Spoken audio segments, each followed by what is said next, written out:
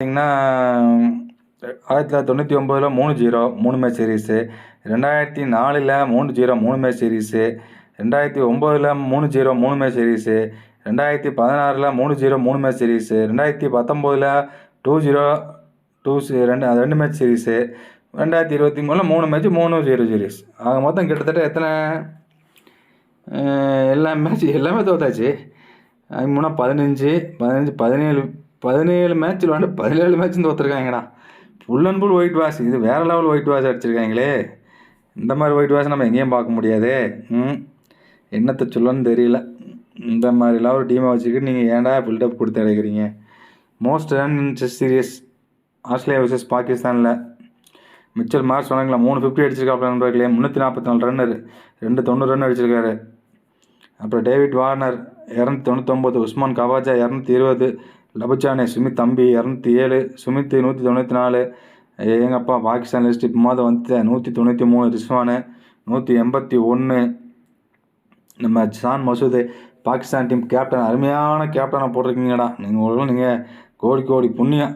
இதில் என்னென்னா பாகிஸ்தான் பேட்டர் ஒருத்தவங்க கூட 200 ரன் அடிக்கலான்னு 3 மேட்ச் டெஸ்ட்டு விளாண்டு.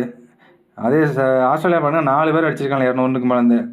அதுவும் மிச்சல் மார்ச் வேறு லெவலில் இருக்கான். என்ன ஃபார்மெட்னாலும் பிரித்து மயிரானே. அதான் யோசிக்க வேண்டியிருக்கு. வார்னர் நல்ல ஒரு ரிட்டைர்மெண்ட் தான்.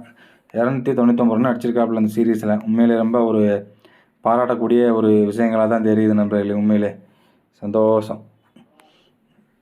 அப்புறம் வந்து பார்த்திங்கன்னா இப்போது வந்து இந்த வேர்ல்டு டெஸ்ட் சாம்பியன்ஷிப்போட அந்த இது பார்க்கலாம் நண்பர்களே. யார் பாயிண்ட் டேப்பில் ஃபஸ்ட் இருக்கான்னு சொல்லிட்டு. இதில் பார்த்தீங்கன்னா ஆஸ்திரேலியா வந்து ஃபஸ்ட்டில் இருக்குங்க.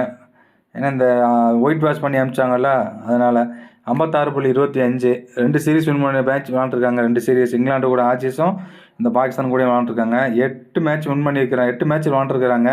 ஏன்னா அங்கே ஒரு 5 இங்கே ஒரு 3 மொத்தம் 8 மேட்சுங்களா. 5 வின் பண்ணியிருக்கிறாங்க. 2 மேட்ச் தோற்றுருக்காங்க, 1 மேட்ச் ட்ரா பண்ணியிருக்காங்க.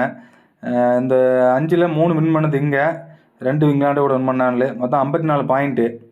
ரெண்டாவது வந்து இந்தியா இருக்குது நண்பர்களே, 54.16 பாயிண்ட்டு.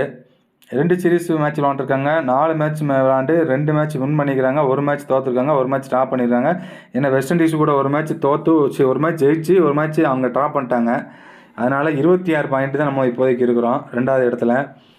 3வது வந்து சவுத் ஆப்பிரிக்கா 50 பாயிண்டில் இருக்காங்க. ஒரே ஒரு சீரீஸ் விளாண்டுருக்காங்க, 2 மேட்ச்சு, 1 தோற்று 1 ஜெயிச்சிருக்காங்க. நம்ம இந்தியா கூட 12 பாயிண்ட்டு.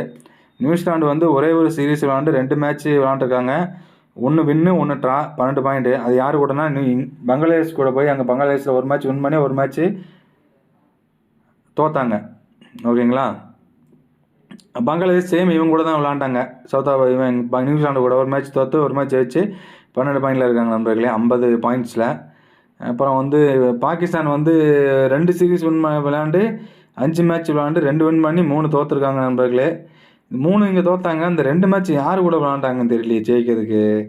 ஜிம்பாப்வேயாக இருக்குமா, இல்லாட்டா ஆப்கான் டெஸ்ட் சீரீஸ் விளாடல, பங்களாதேஷாக இருக்குமோ, அவங்க கூடயும் வாய்ப்பு இல்லையே.